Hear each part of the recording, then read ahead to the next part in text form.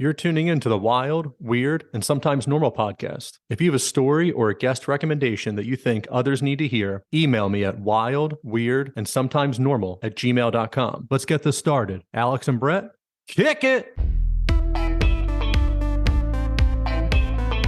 Wild. Wild. Weird.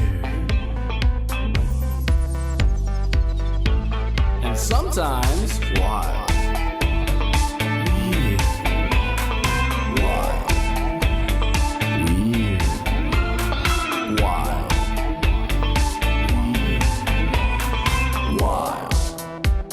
And sometimes normal. On this episode, I'm joined by cryptozoologist author Tim Moon. Tim has written a book titled Tomato Fields that takes place during the 70s in Washington state. The monster in the book is a cryptid, and even though Tim doesn't mention the type of animal it is, I kept coming back around to Bigfoot the further I got in the book. We have a great conversation about this book, Tim's experience with the strange, his brother seeing a Bigfoot, and we go down many other roads as well. We even managed to squeeze in a Jaws story. I'm in the middle of editing next week's podcast, and Jaws makes an appearance in there as well. Maybe I should turn this into a Spielberg appreciation pod, or how one copes with movie PTSD almost 40 years later. Anyway, an awesome conversation with Tim. Be sure to check him out on IG, and you can grab his book on Amazon. Let him know you heard him on Wild and Weird. Enjoy the show. Are you looking for CBD for your pet? My friends at Pure Pet Wellness have what you need. They use the highest quality ingredients. While other companies may use synthetic oils in their CBD,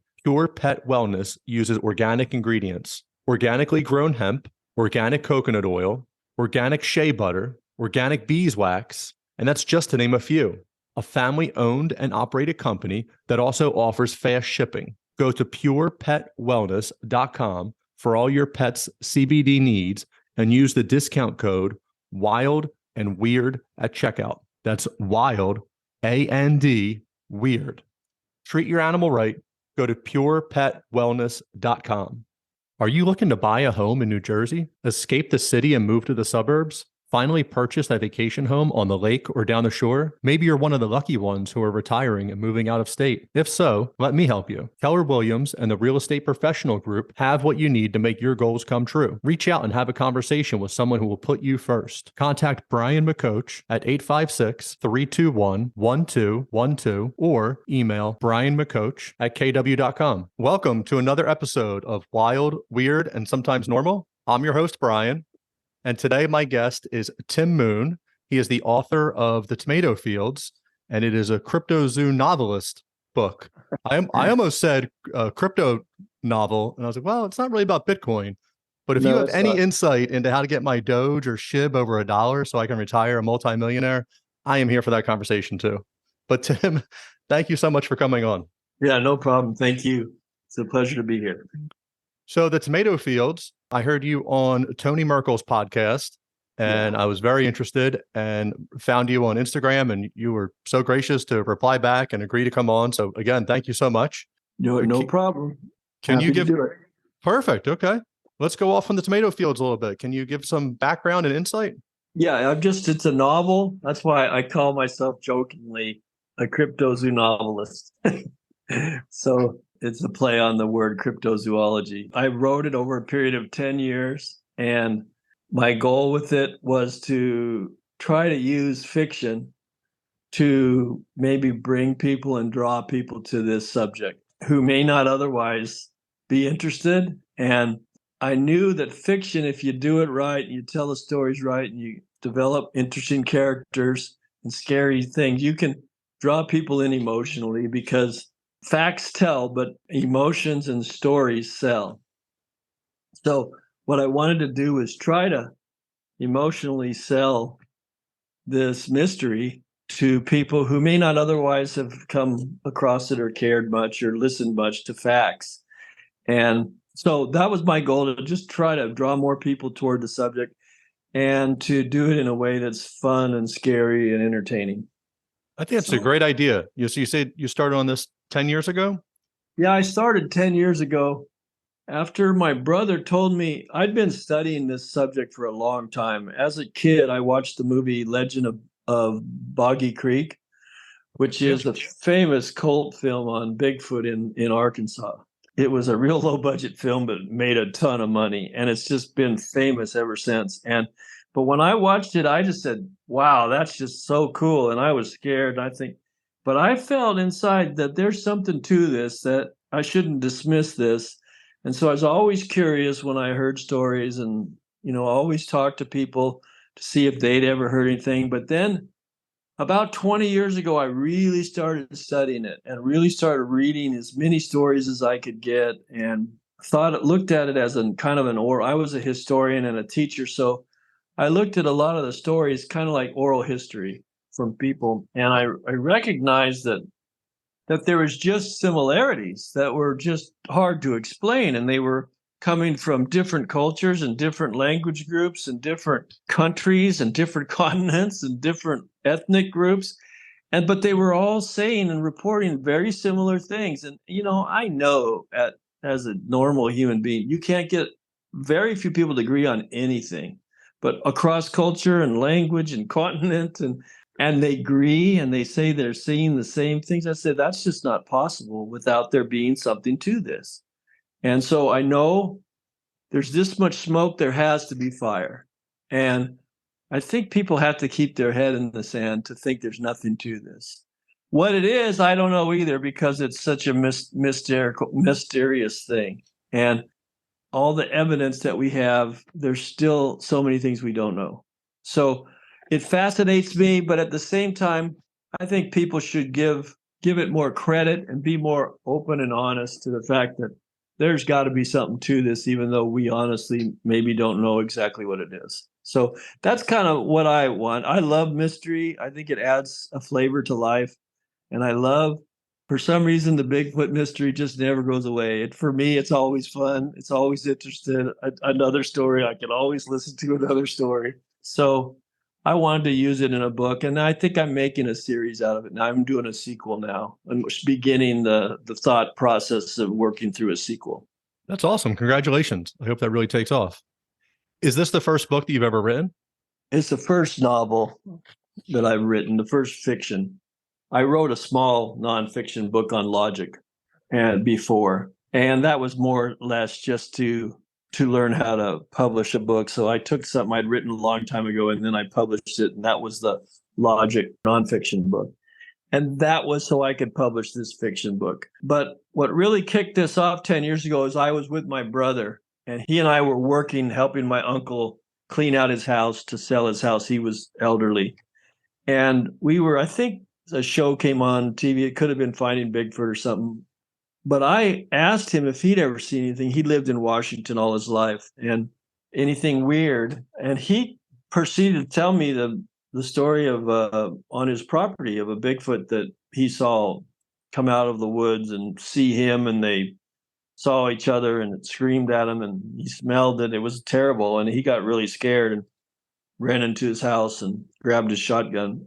And then he looked back out the window, and it screamed for a little while and then turned around and walked back in the woods. And he was freaked. But he said he never told anybody because he was afraid they'd laugh at him.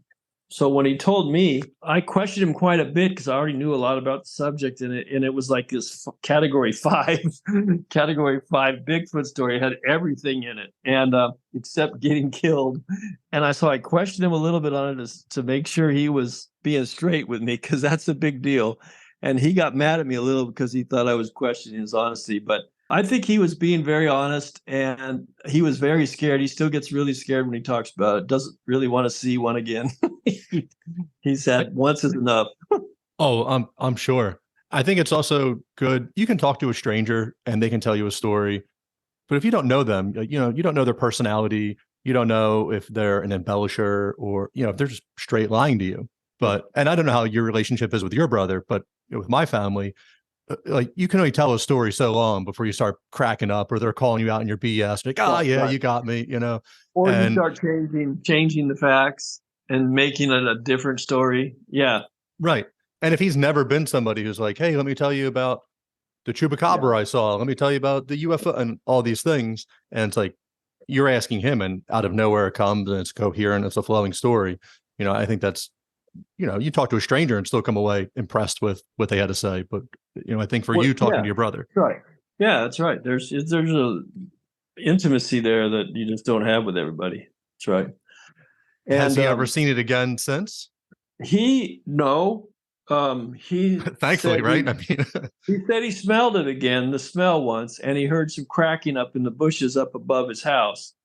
And he went out there and he looked up, but he heard the snapping. He thinks it was one of them, but he didn't. It scared him, so he went back in the house. I would too. I wouldn't be out there by myself. So, oh yeah, but and that's the thing. Today, there's so much knowledge about these subjects. If you really want to go look for it, so when you hear stories, you got to be careful. Take it with a little bit of grain of salt because someone could memorize all these facts and then spit out a story. But I always look for fear.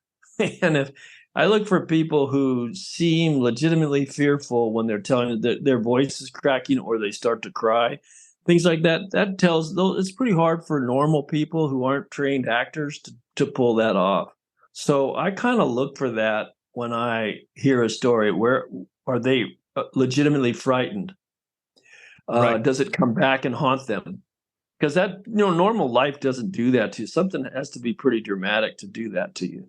So that's Yes. one of the things I look for. I'm sure you saw in the news a few weeks ago that Las Vegas UFO incident that the family said it landed in their backyard or crashed in their Yeah, backyard. I heard about it and I saw one of the aliens. It's just, yeah, but I But don't know his what to take seriously with the media today. oh So, yeah, and it's an interesting story. The police officer on his body cam, he caught this blue object falling. Mhm. The news is saying it's a meteor, and then this family in Las Vegas, two children, one was like 14 or 15, the other one was late teens, early 20s, were working on heavy machinery like bulldozers or whatever, and in their backyard for their family's business. And they said that the object crashed in their backyard, and then two 8 to 10 foot aliens, beings of some sort, came out and sharp teeth, and so an alien, not a being, and called 911.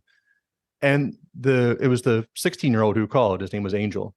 His voice was so calm, was so like I just saw a cat run across the driveway. Yeah. So calm. So now, is there a PTSD? Is there a shock? Is there something happening as he's calling? I don't know. I'm not there for it. I still think it's an interesting story. But one of the things that had me pause for a second is go, was his call to 911? He's like, no, there's two of them out there. They're not human. It's 8 feet tall. It was in a ship. It's kind of blurred. I just feel like there would be fear. There would be stuttering. There would be cursing. There would be like begging to get somebody out there. Yep. And Yep. none of that was there. I would, if I was 15 and I saw that in the backyard, I'd be freaking out. So that's just me. I'd be scared. I think there's very few people who wouldn't be. 8 feet tall with teeth. I mean, geez, that would scare me to death. Yeah. It took the police an hour to get there. And then on the cop's body cam, you can see him first interviewing the family, and nobody seems that scared. They're like, oh, they were in the backyard for about an hour. And then we heard them on the roof. And everybody was just like, a squirrel was on your roof or something. I found that very curious. Yeah, I don't know. I yeah. saw pictures of aliens and that behind a fence that they said was in Vegas. Yeah, I don't think And that ended up being it. I think that was a hoax picture. The full well, bodied then, one that was extra long. yeah. It's tough on the internet to find out what's real or That's not, why or I what they take put it out all there. with a grain of I take it with a grain of salt and I wait. If a story has legs, then there might be some truth to it, and Yeah. might not be too, though. Oh no, that's And- true too. Yeah. But if you're running across but something supernatural, and as you're relaying it, and I would assume there's probably fear when you first saw it, and when you're relaying the story, that fear probably creeps back up. And if you can Yeah. see that in their face, in their eyes, in their voice, that ends That's what that you look lens. Right. Yep. And I show that a lot in the book. I bring that out a lot in the book. I wrote it in the 70s for the 70s. So it wouldn't have any of the modern lingo. And it would still be a surprise to almost everybody that anything like that existed. And when I used, one of the people was a police officer who had been in Vietnam and knew what it was like to be scared in war. And that this experience that he had with this animal he was having flashbacks of Vietnam on numerous ways. And I just tried to make it real like that, because there is some PTSD elements to the encounters with these types of animals. And it's a pretty scary thing when you come across something that isn't supposed to exist and is very imposing and very big, and not necessarily very happy that they've run into you. So that could give you some nightmares. I am not that interested in running into one. I live right by the Pine Barrens in New Jersey, so heavily wooded area right near me. You got the New Jersey, isn't that a New Jersey devil there? Yep. So the Jersey Devil and the Pine Barrens, haven't seen him, keeping an eye out for him. But there's a military base probably 10 miles away from me, and there's major roadways going through the Pine Barrens. And now some of it definitely is dense and you're off-roading and things like that. But there's supposed to be sightings in the Pine Barrens of Bigfoot. They're few and far between. This isn't Pacific Northwest. This isn't Pennsylvania, upstate New York, where mountains and hilly areas, you might see them more. I just find it hard to comprehend, if you want to get into Bigfoot being interdimensional or something, I guess he can appear wherever, show up in the middle of New York City. But if it is some type of ape or ape hybrid or whatever living off the land, it'd be very hard, I think, in the Pine Barrens type area for this thing to exist and not have it be found or anything like that. Yeah, I think that's true. They have to have pretty substantial areas to be able to subsist, I think. And they do live off the land. I don't know what else they do. They might do other things. I don't discount anything anymore with portals and stuff. Who knows? But I do think that they have to be in very large areas, and they have to have cover. For some reason, they're vulnerable. So they have to have cover. They can't just snap their fingers and hide. They need trees. It protects them to some degree. So again, I don't have it all figured out, but I think that you're right. They have to have substantial areas to roam in. That's what I would think. And I've not been to the Pacific Northwest. I've seen movies and documentaries and things like that, so I get the idea of it. But driving up through upstate New York, I was going on a trip with my wife to the Finger Lakes, and you're going up into northeastern Pennsylvania and then into upstate New York, and there are just mountains, and the trees just go straight up, and it is just a straight climb, and there are no roads to get in there. It would be very hard. Like, kids aren't in those woods playing. Even hunters, I think, would have a hard time going through there. So if you want to tell me that there is a type of species that can navigate that type of area and not be seen regularly, I find that much more believable than a flatter land like New Jersey. Are there sightings in Texas? Oh, yes. Oh, yeah? There's a lot. East Texas is a real source of them. In fact, historically, Davy Crockett tells a story of going through on the way to the Alamo. He left Kentucky and was heading for Texas because he was mad because he had lost an election, and his hopes for being president were out the window. And he camped out in the East Texas, probably the Sam Houston National Park. He says he saw a Bigfoot came and talked to him, and it talked to him without speaking. It was talking to him without words, but it told him not to go to Texas, that it wouldn't go well. And he wrote this down, or he told somebody who wrote it down. You can probably find it on a Google search. Yeah. This Davy Crockett Bigfoot thing. But the deal is that they've been having sightings there for hundreds of years.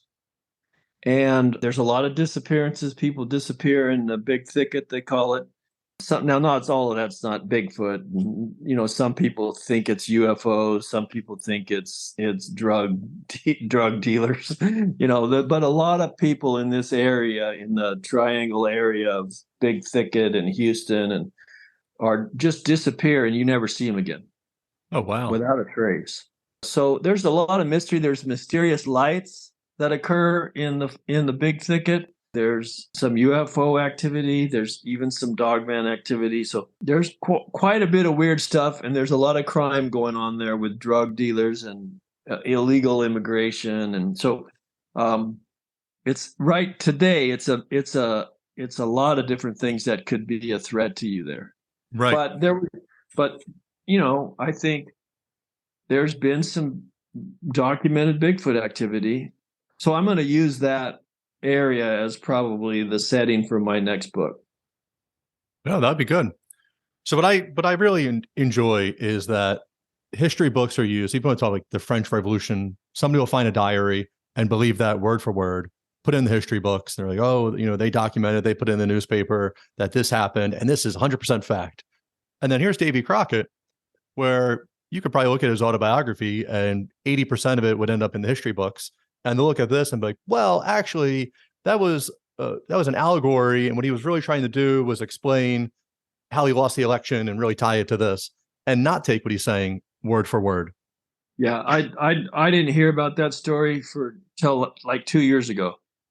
All my life I've been studying this in history and Bigfoot and everything, and didn't hear a thing about it. Also, Daniel Boone killed one. He actually killed it. And he wrote down, it came out of the woods and he killed it with his musket, whatever he used, and that's documented. And Teddy Roosevelt didn't see one, but he documented a story of someone else who told him about what happened.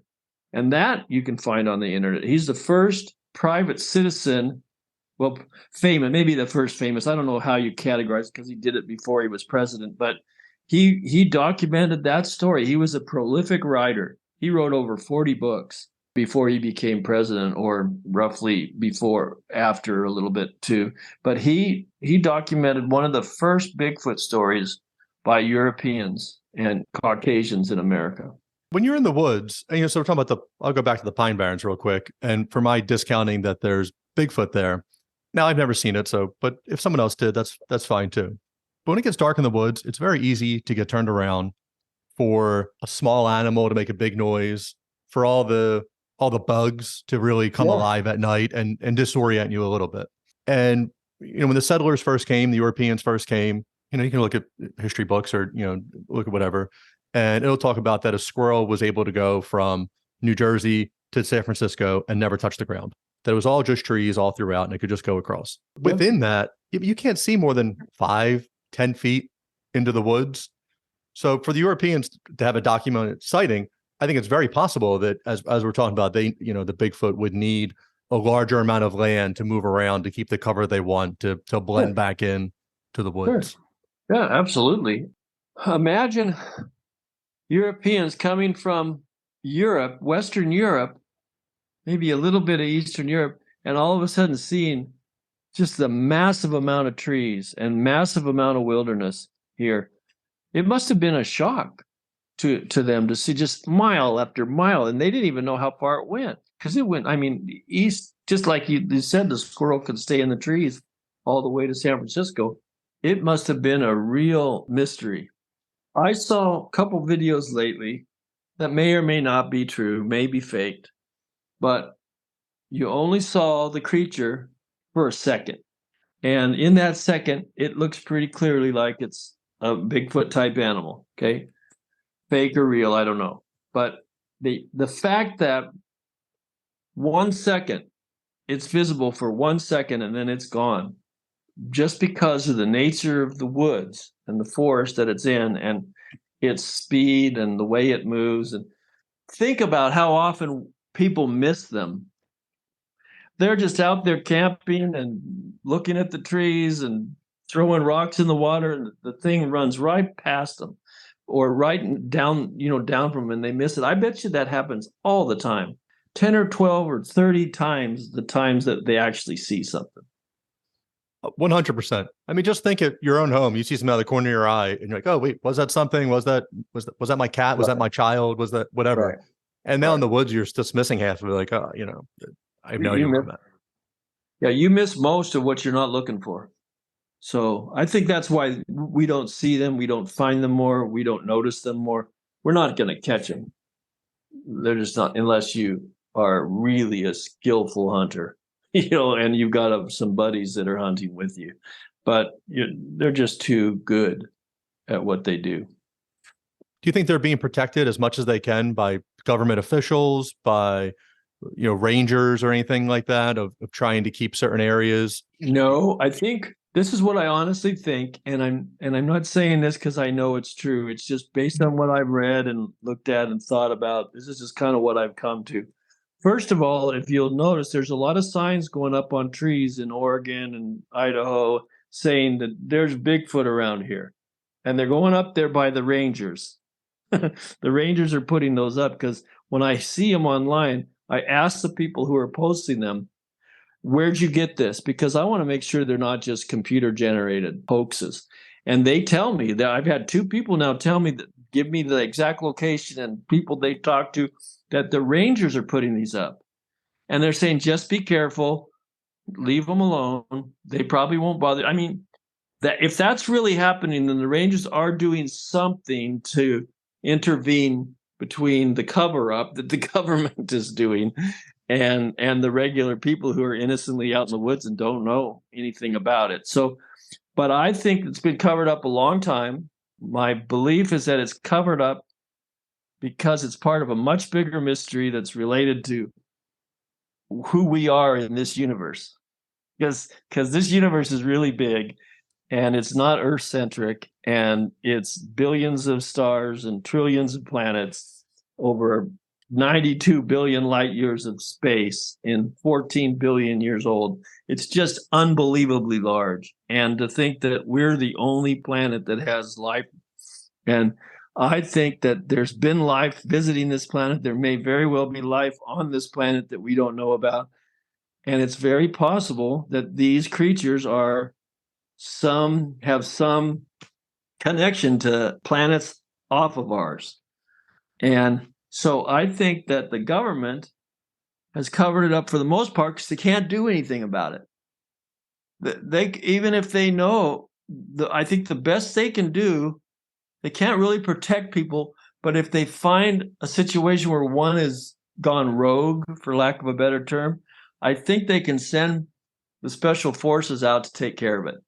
And then they just kill them if they are causing problems. But otherwise, they leave them alone, and they don't tell us about it because there's nothing we can do about it anyway, and they don't want to maybe cause a panic. But I think when we know what's more about what's going on out there in the universe in terms of other extraterrestrial type of life, the mystery of Bigfoot will fall into place. They kind of like, they'll go, oh, that makes sense now. Oh, right. Of course. Yeah, now I get it. But it's a micro part of a macro mystery. It's a micro mystery and a macro mystery. And that's why we're not going to know.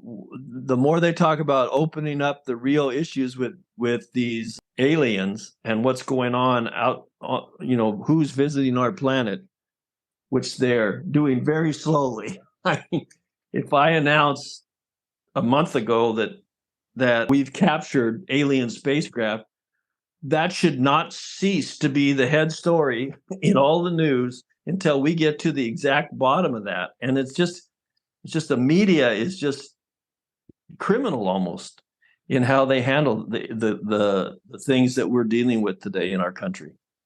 I agree. A few quick points real quick. So yesterday, I think it was yesterday, I saw in the news, maybe space.com or somewhere. So we're in the Goldilocks zone. Earth is in the Goldilocks zone. We're not too hot. We're not too cold. We have just the right amount of water and oxygen, hydrogen, and we produce life. Right. And 20 years ago, we were the only planet that did that, maybe 30 years ago. And then they started finding, the Hubble telescope found every once in a while they would find one planet. And then they realized that all the stars typically have planets going around them.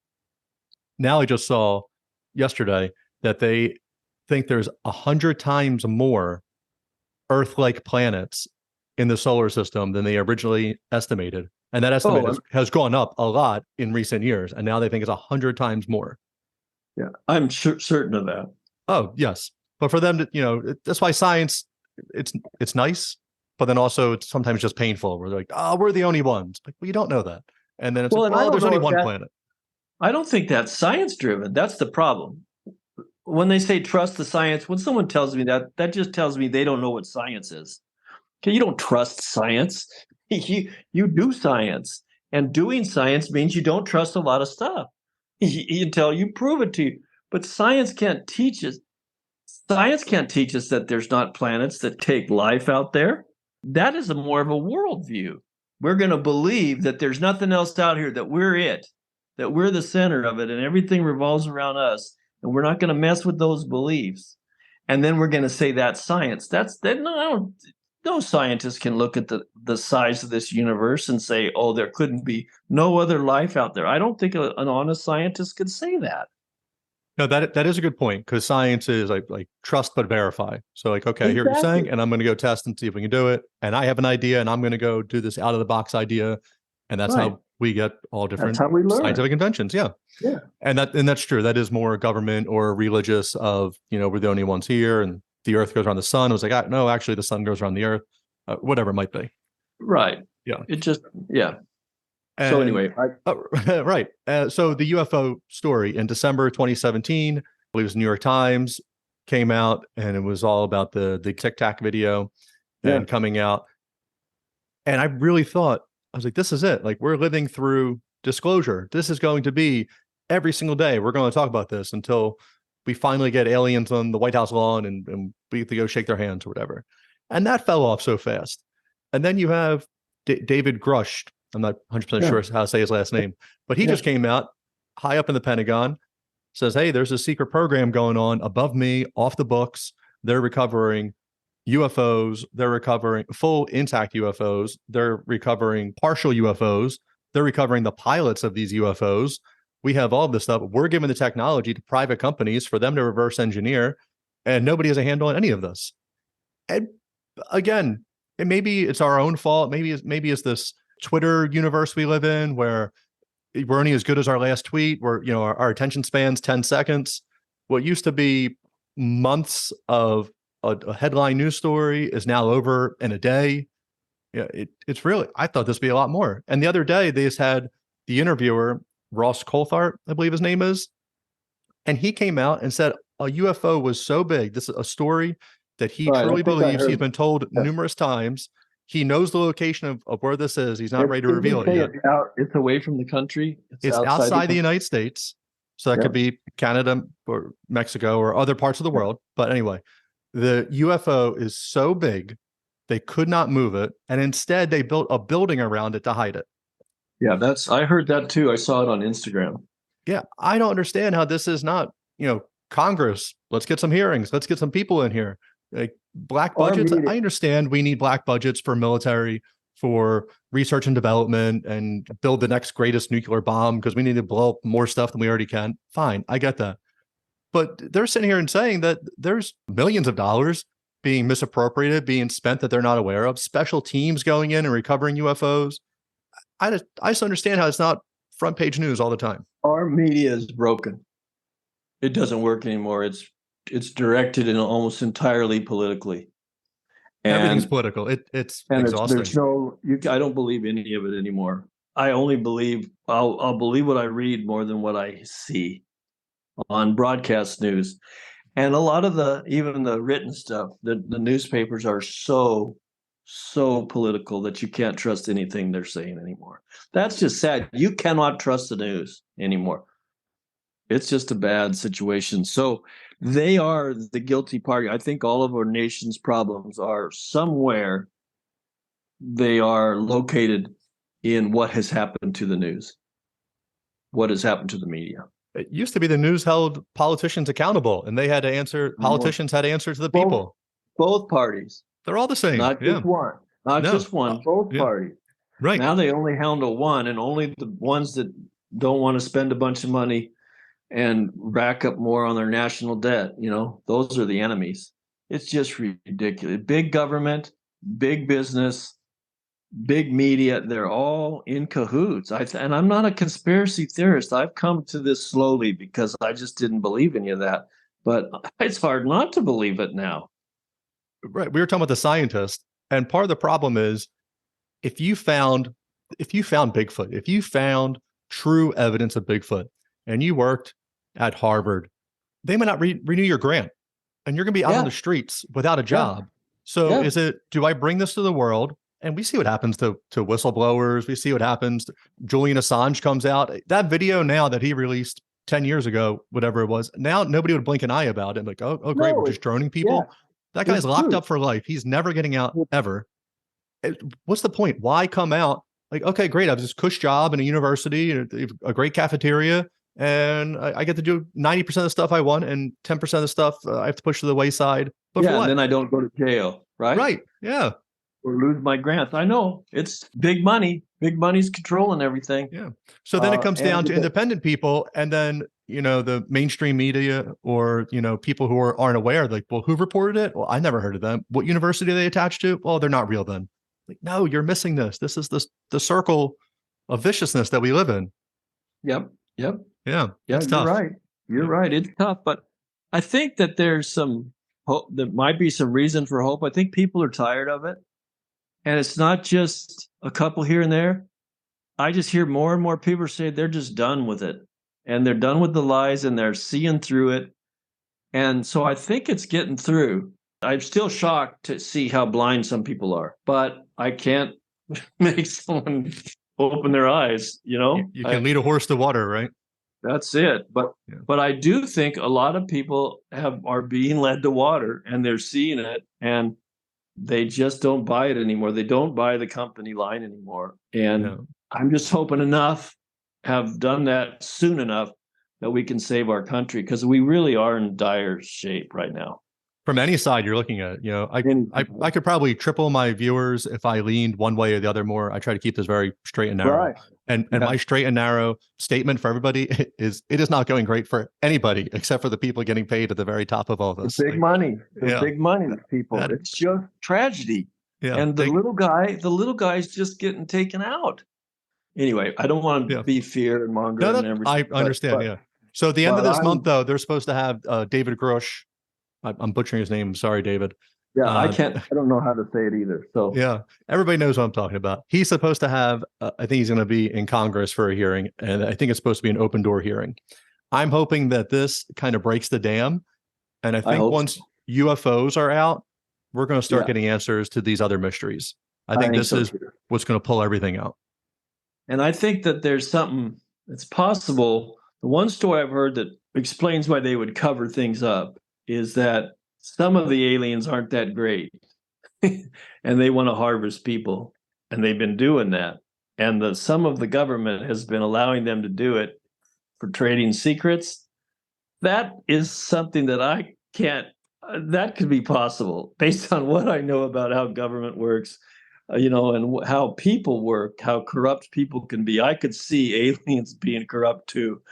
And if that's going on, I could see why the government wouldn't want us to know that they're harvesting people in the national forests. Well, it was supposed to be the deal with Eisenhower, I think, in the 50s. He made a deal with the Greys, and they could abduct some people, and we would get some technology. Well, I've heard that, Right. And even if that happened later or whatever it might be, and we talked about this even with Bigfoot, like the government doesn't like to come out and say, I don't know. They like to have an answer for everything. Or I can't control it. So, and that was the other part is, there's UFOs flying in the sky, shoot them down. Well, we tried to, but they just avoided it. So those three objects, they had the Chinese balloon that came across from Wisconsin over to the Carolinas, whatever. They shot it down off the coast of Carolina. Then the three other objects, and one of them was shot over Lake Huron, and it took 2 Sidewinder missiles. It took $800,000 of missiles to shoot down an object, which then they came out and was like, oh, actually, it was a Hobby Lobby balloon for the Boy Scouts. Great. That's not true. I mean, if it is, then whoever that pilot is needs to not be a pilot anymore, or whoever invented the locking mechanism. Guys, I watched Top Gun. That's not how this works. You lock, you shoot, it's good to go. Maverick wins. And 20 miles away what you're shooting at. Right. For them to be unsure, and I think it's a balloon. So what it shows is they can't control what's in the sky. So all that's going to do is, now you can't turn to government to save you. You can't turn to Big Brother. And it's just going to be whatever country can control it. Is like, we are your savior. Come over to us. Or we could take care of ourselves and tell them to go jump off a bridge. There might be some of that. I mean, we might be better off without a big government. Well, probably too big now. But let's pull this back into Bigfoot. Have you ever experienced anything with Bigfoot? Not that. I've seen UFOs. I've been out in the woods a bit with hunting, but I have never honestly say I got close to seeing any Bigfoot. But I've seen, those triangle UFOs. Oh yeah. when I was just out of college in the 80s, I went to a concert, and after the concert we came outside, and we noticed there was a triangular object moving around up above us. It was not really lit up. It was just lighter than the dark night sky. So it was clearly visible if you looked close. And I don't know who saw it, but we watched it, and it would just in a particular area that stayed above us, but it would move in straight lines across that area like it was moving in a pattern of some kind. And it just did the same thing over and over and over for about 10 minutes. And we watched it, and we couldn't figure out what it was. And we finally, it just kept doing it, and we didn't know what to do. And so we just got in the car and went home and never saw it again until we started seeing all these things about triangular UFOs. And that was just recently that stuff started coming out, but this was 30 years ago. So I called a friend of mine who was with me when we saw that and asked her if she remembers that. She remembered it vividly. I think we may have seen them when they were maybe just in the making. Maybe they were just making them. Maybe it was our technology that we were reversing. Maybe it was a UFO that was just, for some reason, hanging around that area and doing maneuvers. I don't know. I still don't know. But yeah, that was pretty amazing seeing that. Do you remember what concert you saw? It was Bill Cosby. Okay. They made the light comedy. I saw two comedians there. It could have been the comedian. I saw Bill Cosby. Do you remember the guy who said, I can't get any respect? Rodney Dangerfield. Rodney Dangerfield. I saw both of those comedians there at one time or another around the same time. So it was either one of those, but I think it was Bill Cosby. They like pudding pops, maybe. Maybe they do. He was pretty funny. Yeah. So, and I like, you could have said whatever you want with that story, and I would like to. But whenever they talk about the triangular UFOs, it makes more sense to me for an alien UFO not to have lights. So for you saying that it was, you could see it because it wasn't as dark, or it was darker than the sky, so the color was different than the background. That makes sense for me. When people talk about seeing the giant triangle, I'm like, oh, it had 3 red lights. Well, why did the ship go through space? Like, wherever it's coming from, or transverse space-time, what are those little red lights? It doesn't need landing lights. It doesn't need safety lights.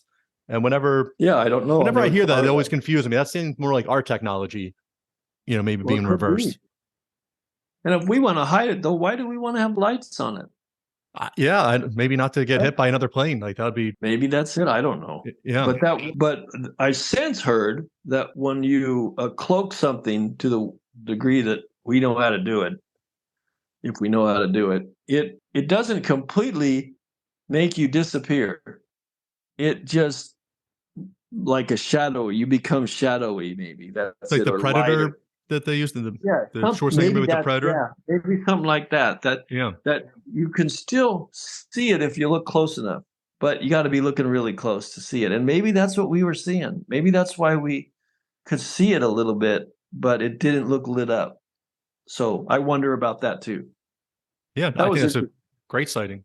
That was a great twofer for you. Great comedian, and then you come out and you see a UFO. That's like 2 chances in a lifetime. I don't think we appreciated the irony of that I do now, but it was just kind of a curiosity to us at the time. Mm-hmm. But yeah, you're right. It was interesting evening. There was one other time when I was a kid and I was driving in Idaho, and my brothers were in the back seat, and I was watching this airplane, what I thought was an airplane. It was at night, and we were coming back from a drive-in movie theater, and they were old Idaho roads. So they were, the 2-lane highways, and in the woods. And I saw this light, and it looked like it was going across the sky like an airplane. And suddenly it did a 180-degree turn and went a completely different direction. And I said, "You guys, check that out." And they start watching, because I'm driving and I can't wait. After a while, I can't watch anymore because it goes. But they said it's going back around and it's starting to follow us. And they were telling my brother, saying, it's following us. We got to get out of here. So I drove as fast as I could without, getting in a wreck or something. And we jumped down on some dirt roads and took dirt roads down toward the cabin that we were staying in. It was a place we'd go for a couple of weeks during the summer.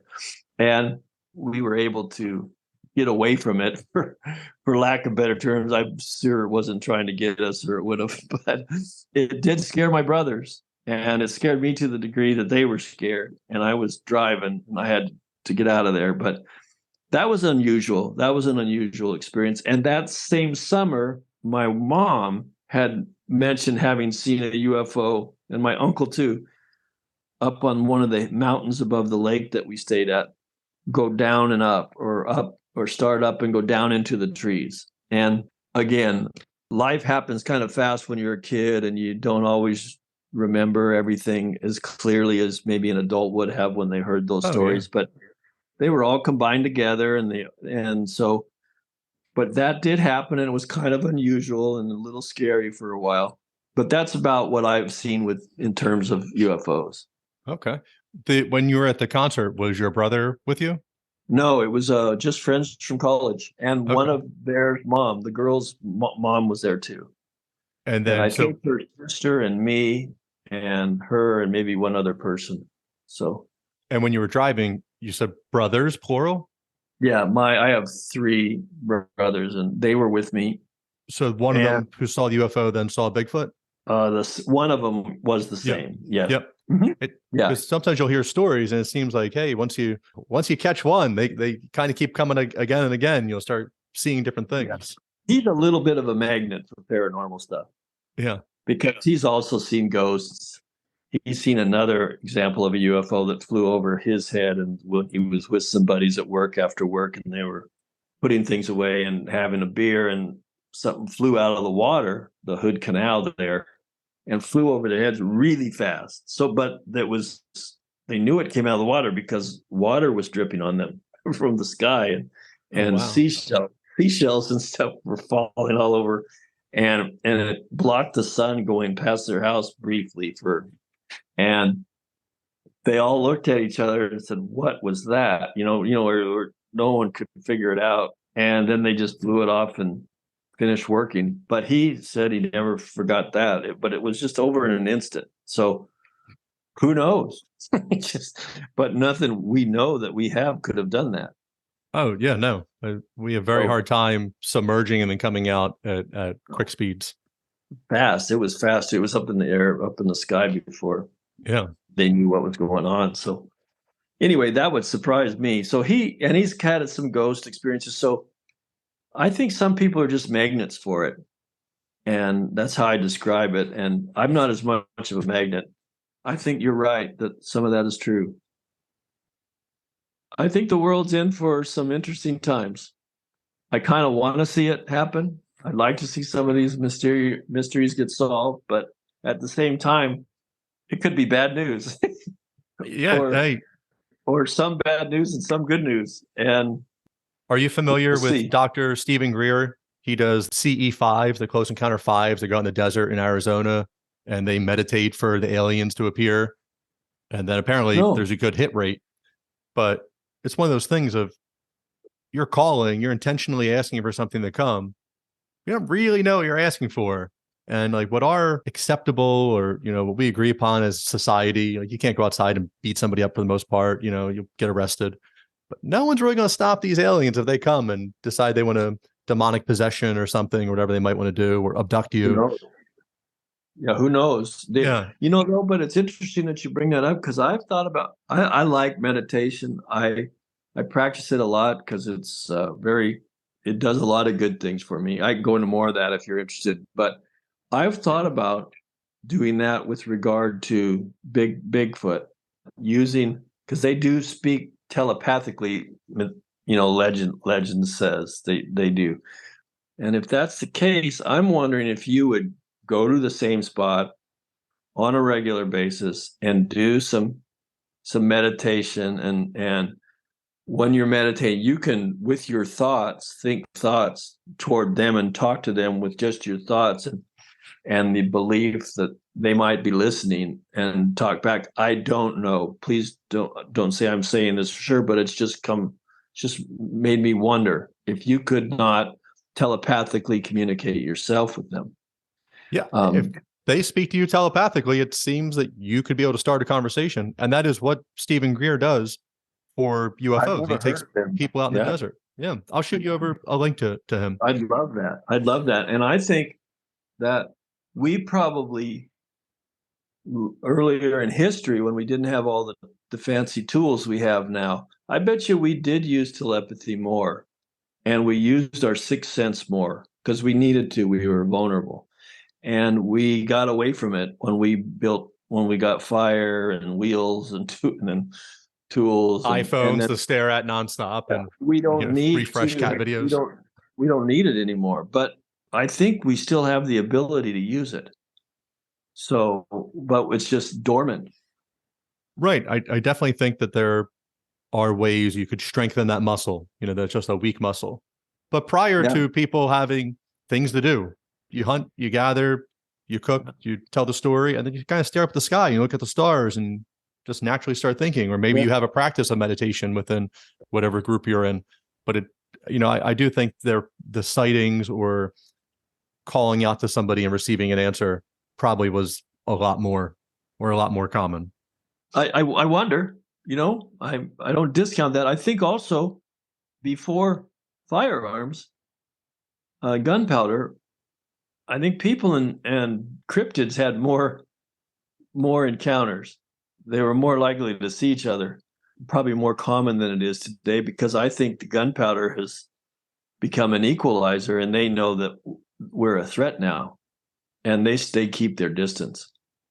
So I wonder if that's not true. Yeah, I don't know why you'd want to really interact with us. I'm not going on a whole environmentalist tangent, but we cut things down. We pour concrete. We make things hard and ugly and big cities. And we shoot things. Just shoot each other. We shoot things. Yep. We shoot. It's like, maybe I don't want to hang out with these guys. Stories. Yeah, I've heard stories where once I heard the whole story, I can understand why the human was scared, and I can understand why fear caused them to shoot the animal. But I don't think the animal was doing anything wrong. I think the animal was probably trying to communicate the only way they know how, and then they got shot for it. and it was kind of sad to hear a story when I've only heard 2 or 3, but it's sad because you don't want the animals to get killed for nothing. But I think many of them have been killed by a hunter who just is scared and does the instinctual thing and doesn't know anything about it, never seen anything like this. And some might be getting killed by people who just want to kill things. Right. I think they're so big. Bad people. There's some bad people. Oh, yeah. I think they're so big that they're not easy to move. So you have to leave them wherever they are. And now we're getting back into park rangers or other Bigfoot coming and getting them. Right. And kind of getting back to that. Would be possible. So I was listening to one podcast a few months ago, maybe a year ago, and they were talking about the Tasmanian tiger in Australia. So it was an endangered species, and they said it died off. And now there's all these trail cams are catching the Tasmanian tiger. And it's not a crypto or anything. It's just a species that's supposed to be dead, and now it's back. And it has kind of like, if I'm remembering correctly, kind of like stripes on it. It's a dog-like thing and has like stripes on its side and like a little bit of fur. And you're not mistaking it for anything else. When they show a picture of these things, they had in the early 1900s, and you see this person's trail cam, like, wow, that's the exact same thing. Yeah. But the Australian government is like, no, they are not. Doesn't exist. Not around. And the person then, so they thought that if you come out then and say that it's an endangered species, suddenly that entire area becomes locked down. You can't develop that area anymore. If you're having pass-through roads or anything, and now that's off limits, and you have to give this animal its territory that it has. And in the Pacific Northwest, when they were saying this, in my head, I clicked maybe for Bigfoot. These loggers, they don't want to stop cutting down trees up there. That's a huge industry up there. So if you come out and you can prove that Bigfoot's there, well, you can't really go cut down their home if that's the only one that we know of in existence, or the only couple and they happen to live in that area. So does that shut down business? Is that part of the big government cover up? Is that part of it though, of, hey, if we acknowledge these 1 to 100 animals across the country, do we have to lock down their areas and not develop there anymore? And it's cynical to look at it as like a money type of thing, but look at government. Everything's always about how do we make more money? How do we develop? It could be. I don't know. I'm a little bit, because it seems like if the right people are in power, they have no problem trying to destroy different industries. So I've always wondered, well, if like the spotted owl, for example, they had no problem destroying all the lumberjacks then. Why would they suddenly have a problem doing it now with Bigfoot? And you're not supposed to destroy my arguments here. You're supposed to be on my side. I'm not trying to do that, because you could very well be right. Yeah. It's just, I just don't know. That's all. There's a lot of stuff I just don't know, and so it could be that. It could be a lot of different things. I don't know, but I just try to do the best I can to fumble through stuff and try to come up with answers. Yeah. What is your favorite topic to research? Of what? Just overall, or well, in the cryptid or in the strange world, or I mean, we can do normal as well if you'd like. Well, it's probably Bigfoot. That was the one, but that's now expanding toward the portal ideas and some other things that I think are kind of interesting and may include in the sequel. If you read just the last chapter of that book, if you want to, one of the characters opens up for a sequel. Characters introduced that opens it up for a sequel and tries to explain some of the mysteries around this issue specific to Bigfoot. And that opened the door for a sequel, and so that's what I'm doing now.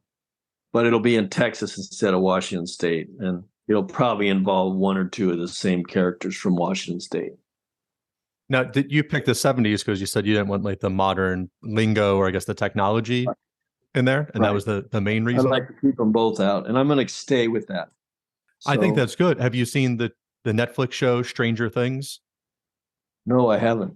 So that's I forget the brothers' names. So I think there's 4 seasons on Netflix, and it takes place in the 80s, and the government is opening a portal, and then a demon comes out, and there's a whole portal world to live in.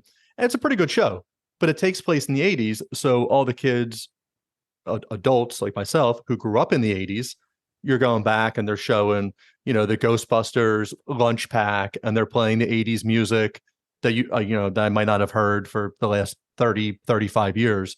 So it's a big nostalgia grab. And I think that's what made it popular for, that 35 to 50-year-old crowd to really pull it in. And it's also good for kids. It's a little scary, but it's not like horribly scary. It's not like a Stephen King murder movie, but it's just a little creepy. So I think that 70s is good. That's something that, I hope you get all the success you want with the book, but it also seems like something that could get spun into some type of, if you were to do the movie, that 70s music brings people back, that 70s grittiness of the shows. Kind of it's one of the things that inspired me was Jaws. Great movie.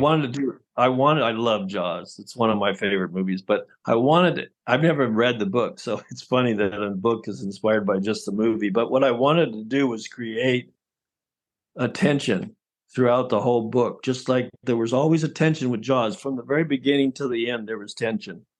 And I've kind of tried to do that with the book, and I've had a couple literary people tell me they think I did it.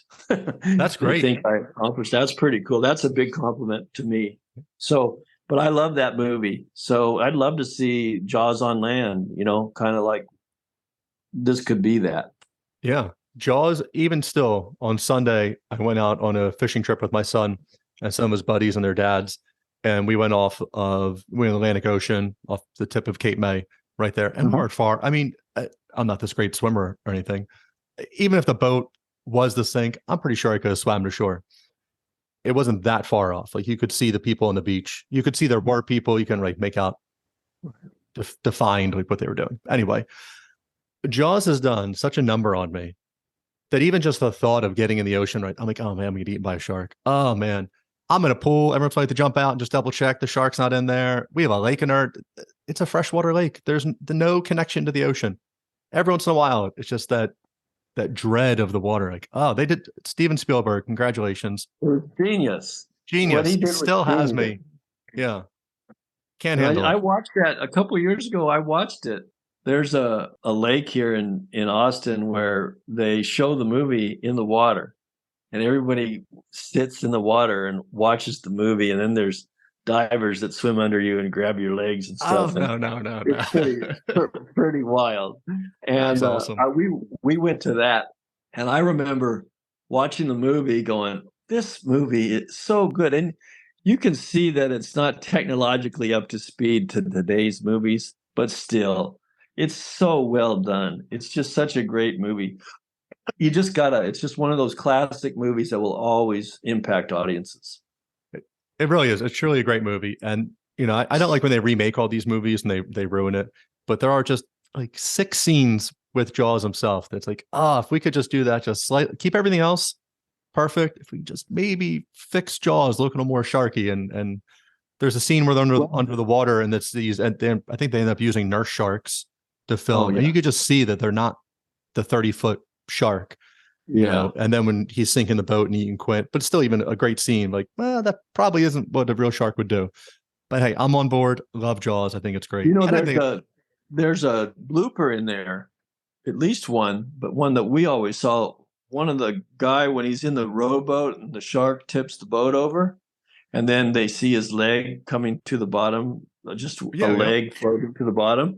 Well, when he's in the boat, he's barefoot, and when that leg floats to the bottom, it has a shoe on it.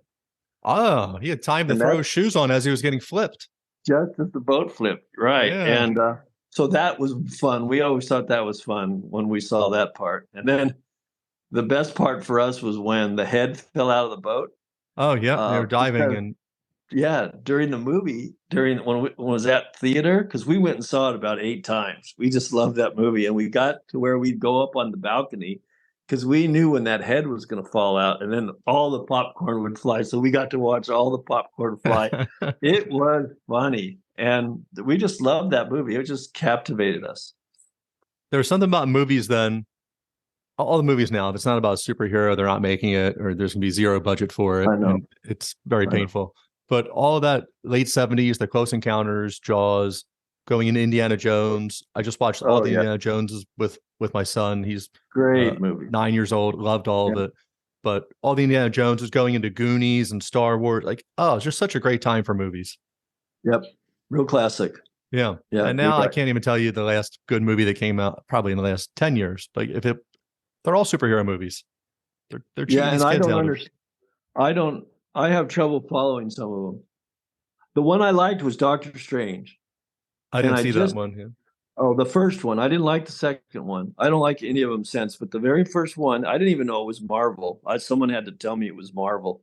But I just love the story and how his ego got demolished, and he wanted one thing, but he had to do another thing to get that one thing. And by the time he got that one thing, there were other things more important. And I just thought that was a great story. And that movie I really liked, but I don't think I'd put it on the level of Jaws, but it's one of the ones in the last, that would have been 4 or 5 years ago, that I would think of highly, but most of them are just special effects.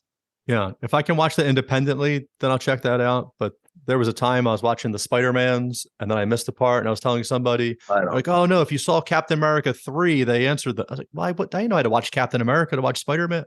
It's too much. I know. They're all connected and it's great, but I can't watch 50 movies. Well, I didn't even know this was connected. So it was just a story in and of itself. For me, I like that. It was pretty cool. So you might like it. Yeah, standalone. I'll check it out. I'll see if I can find that. I'm sure it's on Disney. I think Disney bought it. I think it's just Doctor Strange. So same character that played him in the Marvel movies later. But I can't keep up with those. And I always have to ask a bunch of questions to my kids or to my wife, and it just wears me out. So I get what I can out of them, but they're not as great to me as some of these other movies we were talking about. And so it's the reverse of when my son's watching a movie. I just showed him The Predator with Arnold Schwarzenegger. Yeah. And I was like, all right, buddy, you can't repeat any of these words. Just don't do that. But the movie's good. And we're watching this question after question after question. I was like, dude, you just have to watch it. It'll answer everything. Then I'll put something on like, the Doctor Strange or in that Marvel universe. And I'm like, hey, can you tell me what's happening? Yeah. And he's like, Dad, just watch it. I'm like, no, I don't understand. But it's funny. Do you remember when Alien came out the first time? No, I don't think. I think I was a little before my time for it. That freaked me out. That movie really scared me. And then Predator came after Alien. Yeah. But that with who's that actress? I don't Sigourney remember. Weaver? Yes, with Sigourney. Yep. Wow, that was a great movie. And that's very scary. And she did a great job acting in that movie. I remember even the theater that I saw it in. So I put one of that up there as one of those classic movies in that time. So scary. So before I showed my son Predator, I really had to think about the language. And I was like, well, is the juice worth the squeeze? So I started off with Alien versus Predator. And I was like, well, I know this one's fine. And like they cleaned up a lot of the language. So watch this one first. And then so I started thinking about the Alien movies. I was like, well, do I show him? I prefer to show him in order. But I was like, Alien 1 was really, really scary, where Alien 2 was more of an action movie that was slightly scary. So I haven't gone down that road yet, but Alien 1 was. But you're right. It's scary. It scared me. I was a teenager, but it scared me. Anyway, yeah, we'll see what road I go down there with them. Yeah. Well, I'm glad you're taking care of them, though. Watching out for them, because no reason to. Well, when I was his age, my dad wanted to show me the movies he grew up with, but all of that stuff was John Wayne. And some of them were pretty good, but there's only so many Westerns I could handle at that time. I was like, Pops, another movie from 1960? Like, where's the Easy Rider? He's like, you can't watch that yet. I was like, I don't watch any of this stuff. So I try to show my son the Ghostbusters, try to be the good father, show him Ghostbusters, show him the classics, Goonies, things he needs in life to learn and be functional. So many great comedies, too, back then. They don't have it now. You can't be funny now. They don't have them. They don't have them anymore. I mean, there were just one after the other that were just brilliant comedies that we think of still. There's still the metaphors that come from them and the allusions that come from them. Yeah. Bill Murray was great. Bill Murray, that whole Caddyshack, the whole National Lampoon they were doing with all that. And as Lauren Michaels was coming out. Steve Martin, just unbelievable. All the Saturday Night Live guys were hysterical. Oh, brilliant. But now people would rather be mad than laugh, and I don't got to just let people tell jokes and tell jokes. Being mean, it's funny. The Saturday Night Live recently, just in the last year maybe, have been doing some funny stuff, and it's not. It laughs at both sides. It's funny to both sides, and some of the news has been hysterical, very awkward, and. That comedy needs to be a little awkward. It needs to be a little edgy and take you out of your comfort zone a little, and not be politically driven. And or do both sides, which it used to be, and then people and that's what you want. And some of their debates were just hysterical in the Chevy Chase days and subsequently right after them, but then it got really bad. It fell off for a while. Everyone got all Trumpified and however you feel about them, but it just got exhausting. You would see it during the regular news during the day, and then sitcoms or whatever it might be. Everyone was taking digs at it, and then it's just nobody wants to live in that world. Even if you hate the guy, you don't want to live in the world of always being reminded you hate him. When you're trying to watch an hour or two of TV and escape the real world and be entertained. Yeah, right. Exactly. We got to be able to do that. Yeah, you have to decompress. Yeah, exactly. That's part of, I feel like some of that is intentional to create that chaos. And then they can come out with, hey guys, there's aliens. And then nobody cares because they're so busy. They need to get back and find out which tribe, which side they're on is telling them what to think and be mad about. It's like, no, there's amazing things being told to you right now. And if we all told the media that's what we want to hear more of, they would be forced to go do that. I don't know. They might not be. I hope. I don't know. Yeah. Some of the things they're doing, I just can't figure out. And so it doesn't make sense, but maybe they would. You'd think ratings would matter to them, but no, I don't know. I'm excited for these hearings. Hopefully something good comes out of the UFO hearings.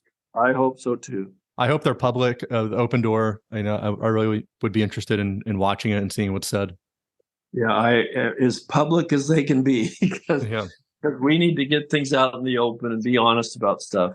Because they were coming out. So this Whistleblower Act is supposed to protect them from retaliation, and they're allowed out of their non-disclosures due to the Whistleblower Act, and they can report to, I guess, Congress. And I forget, one of the reporters was saying that more whistleblowers have come to them to start telling their stories a little bit, but some of their non-disclosures allegedly threaten death, that they could be killed for revealing what they know. And this was a reporter was saying this. And that's crazy. That's crazy. That's just nuts. That's the stuff I want to hear, though. Come on, they're the people. Get them.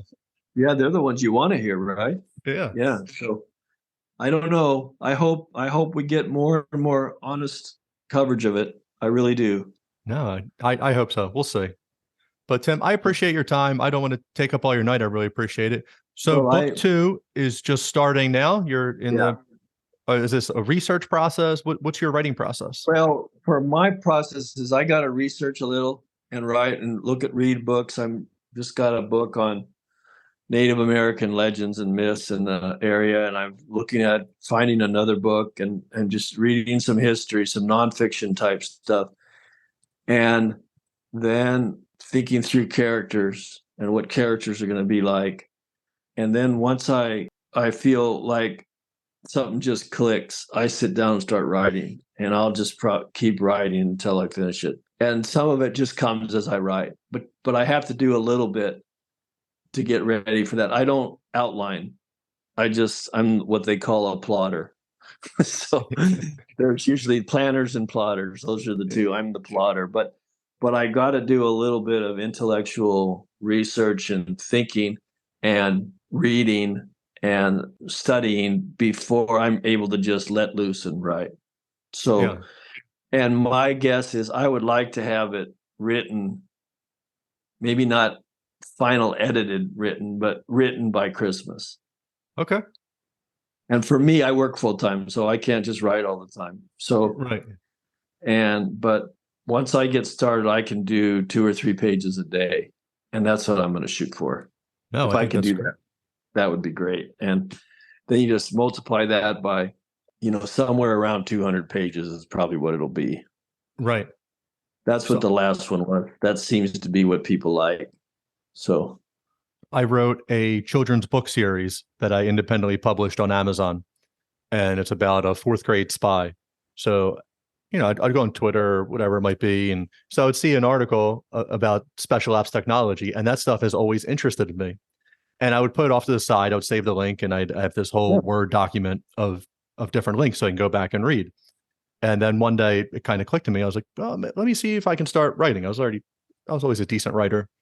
And when I was growing up, the R.L. Stine would write these Goosebump books. And, they probably came out when I was like 4th grade or something. And every month he would have a new book that would come out.